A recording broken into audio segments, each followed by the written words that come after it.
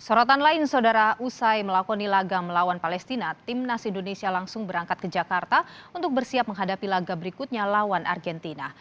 Timnas langsung bertolak dari Surabaya pada Kamis siang untuk menuju Jakarta dan menggelar latihan di Senayan sore ini. Dalam unggahan salah satu ofisial PSSI di akun Instagram @deni_sultan, para pemain timnas tiba di Bandara Soekarno-Hatta pada siang tadi. Di laga lawan Palestina, timnas bermain imbang 0-0.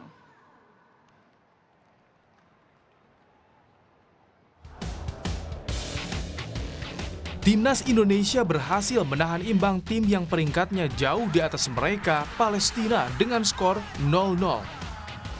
Bermain di hadapan supporter di Gelora Bung Tomo, Surabaya, Mark Klok dan kawan-kawan tampil apik sejak menit pertama. Bermain dengan penuh percaya diri, timnas beberapa kali mengancam gawang Palestina melalui debut pemain naturalisasi Rafael Struijk dan penyerang Dimas Drajat. Namun sayang, pertahanan Palestina masih kokoh bagi Merah Putih. Palestina pun beberapa kali melakukan serangan, tapi berhasil dipatahkan pemain belakang timnas. Pelatih Sintayong mengapresiasi penampilan anak asuhnya lawan Palestina, namun ia menyayangkan dari banyaknya serangan, tak satu pun berbuah gol. 경기력에 있어서는 우리 선수들이 상당히 잘해줬고 열심히 했다고 평가할 수 있지만 스코어에 있어서는 좀 아쉽다. 우리 선수들이 한 두세 골은 우리가 오늘 넣어주셔야 되는데 그러지 못했던 부분에 대해서 좀 아쉽지만 이런 것을 개선하면서 우리는 더 앞으로 전진할 것이다. 보시면 되겠습니다. Penampilan timnas lawan Palestina jadi modal berharga skuad Garuda untuk menghadapi Argentina di laga berikutnya. Timnas telah bertolak dari Surabaya menuju Jakarta hari ini, sedangkan Argentina baru melakoni laga tur Asia lawan Australia di Beijing hari ini. Tanggal 19 Juni mendatang menjadi laga pembuktian berikutnya kualitas timnas Indonesia menghadapi juara dunia Argentina. Mahendra Tri Ginanjar, Kompas TV, Surabaya, Jawa Timur. Saudara, apakah dengan menahan imbang Palestina jadi modal berharga timnas lawan Argentina? Kita bahas hal ini bersama dengan Koordinator Save Our Soccer, Akmal Marhali. Bung Akmal, selamat petang. Terima kasih sudah bersama kami. Selamat petang, Lilu. Salam sepak bola. Salam sepak bola. Jadi kalau melihat permainan semalam, apa analisa Anda? Gimana melihatnya?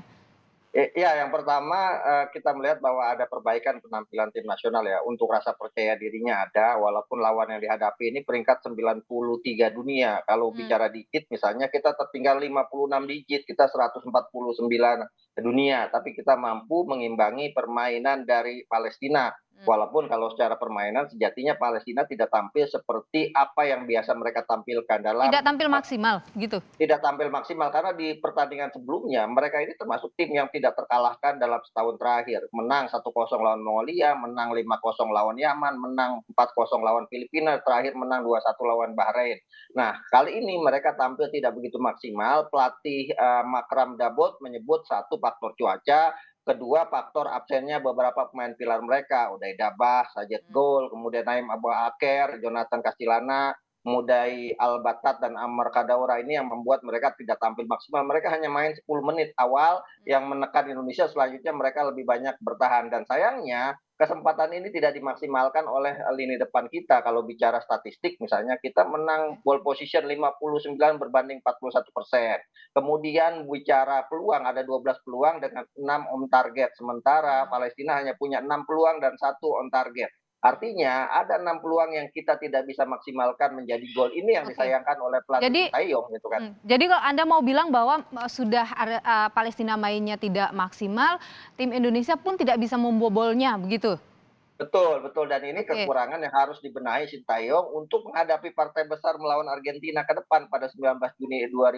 2023. Masalah klasik sepak bola kita saat ini adalah tidak punya pemain yang mampu mencetak gol dan tidak punya striker tajam. Ini imbas dari kompetisi kita di kompetisi domestik di mana dominasi striker asing lebih menjadi kekuatan utama klub-klub sepak bola kita. Sehingga kemudian ujian buat striker lokal ini amat sangat terbatas. Ada striker lokal yang sedang tajam, yang merupakan top scorer musim lalu untuk striker lokal dengan 10 gol, Ramadan Sananta, dan juga top scorer SEA Games dengan 5 gol tapi tidak dibawa oleh Oke, Sintayong. Sintayong oke, mengandalkan Dimas Derajat dan oke. juga Dendi Sulistiawan, ada 2 peluang tapi tidak bisa dimaksimalkan menjadi gol. Ini yang disesalkan oleh Sintayong. Sintayong bilang harusnya Indonesia bisa menang 2 sampai 3 gol melawan Palestina semalam. Tapi kalau misalnya kita, lihat permainan mental dari pemain tadi malam itu menurut Anda bisa jadi modal kah untuk kemudian nanti akan melawan Argentina?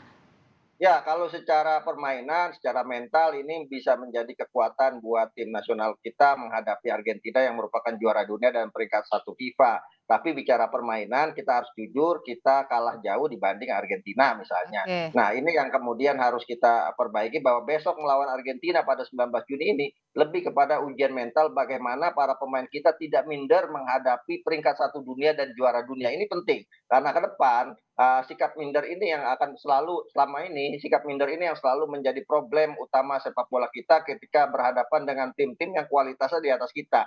Nah, kalau kita kemudian tidak ada rasa minder, penuh percaya diri dan yakin dengan kemampuan yang kita miliki, siapapun lawan yang dihadapi pasti akan bisa dilawan dengan kemampuan terbaik atau oke. 100% kemampuan para pemain kita. Nah, ini yang menjadi PR ke depan Sintayong harus bisa meyakinkan para pemain mereka bahwa partai melawan Argentina lebih berat daripada partai melawan Palestina, karena itu harus mengeluarkan lebih banyak kemampuan terbaik di partai nanti melawan Argentina. Oke, menurut Anda perlu ada yang, rotasi pemain begitu misalnya untuk menguatkan nanti pemain Indonesia, permainan Ya, Indonesia?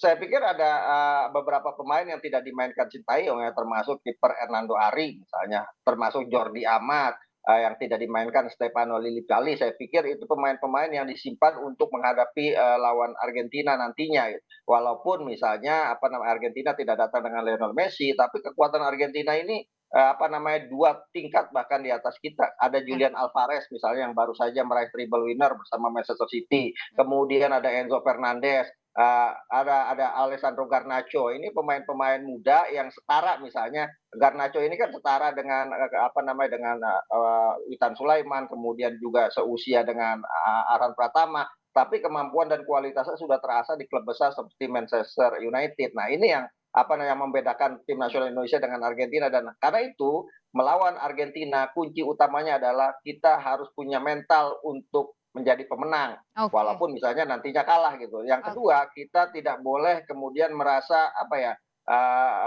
inferior berhadapan dengan Argentina, merasa sudah kalah duluan sebelum masuk lapangan. Mhm, mhm. Bung Akmal, kan ada rumor juga dengan rumor hadirnya Messi begitu, Argentina mungkin akan menurunkan pemain lapis keduanya, begitu. Menurut Anda bagaimana kekuatan lapis kedua Argentina? Ya, lapis pertama Argentina, lapis kedua Argentina tidak ada bedanya gitu kan. Mereka Oke, peringkat 1 dunia, mereka juara dunia yang secara umum bisa jadi pemain lapis keduanya lebih punya motivasi menang lebih besar dibanding pemain utama. Kenapa? Karena mereka ingin menunjukkan ini ada kesempatan buat mereka tampil bersama tim nasional Argentina dan kesempatan ini pasti dimaksimalkan. Misalnya di posisi sayap kiri, Angel Di Maria tidak dimainkan, tapi ada Alessandro Garnacho, pastinya dia akan tampil semaksimal mungkin untuk membuktikan bahwa dia siap untuk menggantikan posisi Di Maria. Kemudian di lini depan ada Julian Alvarez. Pastinya Julian Alvarez akan membuktikan dirinya bahwa dia punya kualitas lebih dari Lautaro Martinez, misalnya lebih dari Lionel Messi, yang memang disiapkan untuk menjadi pengganti Messi yang sudah 35 tahun. Messi ini usia bersepak bolanya paling tinggal 2-3 tahun ke depan. Apalagi Messi sudah mengatakan bahwa dia kemungkinan tidak akan lagi tampil di Piala Dunia 2026. Artinya Julian Alvarez, Garnacho ini akan menjadi pemain yang akan menggantikan atau regenerasi dari Messi dan Di Maria.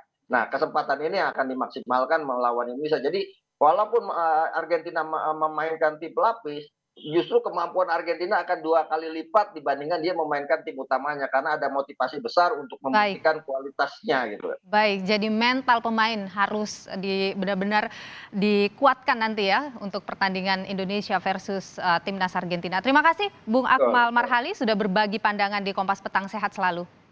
Terima kasih, salam sepak bola. Salam sepak bola.